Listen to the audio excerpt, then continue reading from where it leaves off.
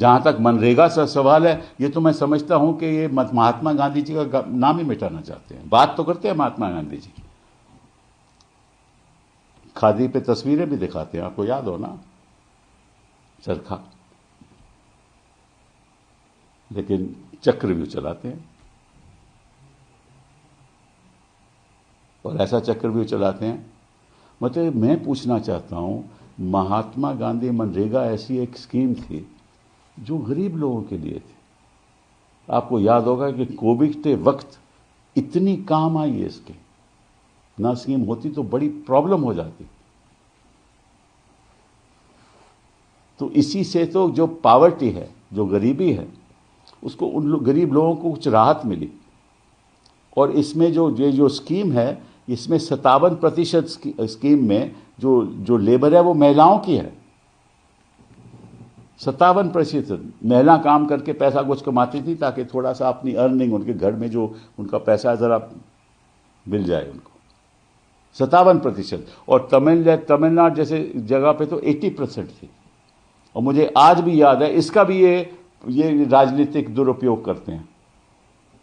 इन्होंने कोई खामी ढूंढ ली पश्चिम बंगाल में, उनकी स्कीम बंद कर दी। पश्चिम बंगाल को कोर्ट में जाना पड़ा कि भैया स्कीम तो लागू करो। कोर्ट ने इनके हक में, पश्चिम बंगाल के हक में फैसला दिया।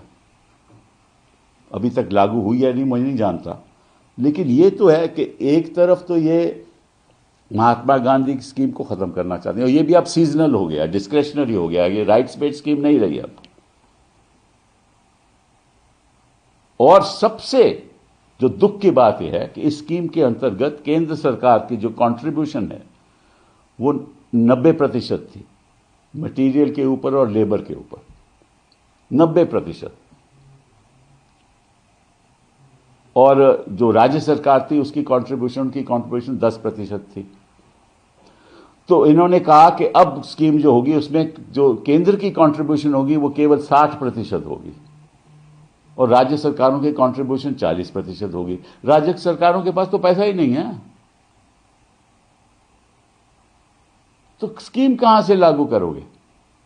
तो सीजनल 40% कंट्रीब्यूशन राज्य सरकारों की, और कहा है कि 100 दिन की हम 125 दिन की हम गारंटी करते हैं। कहां से गारंटी करेंगे?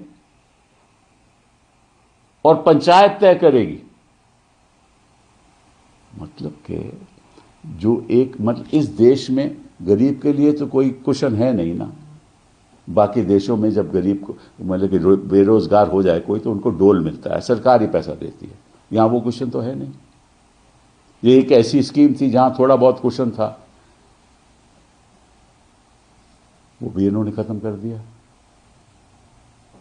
और आपको मालूम है कि प्रधानमंत्री जी ने, मैंने खुद सुना, मजाक उड़ाया था इस स्कीम का, सदन में आके मजाक उड़ाया था, फिर उसको अपनाया।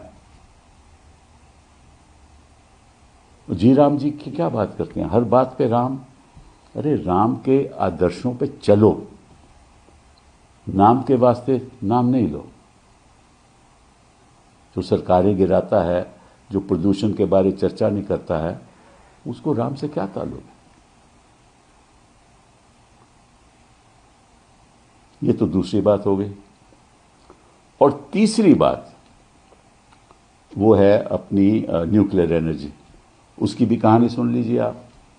जब न्यूक्लियर एनर्जी बिल हम लाए, और डॉक्टर मनमोहन सिंह की सरकार के बड़ी मुश्किल के साथ, प्रेसिडेंट जॉर्ज बुश की सहायता के साथ ये हुआ, उस समय इन्होंने विरोध किया।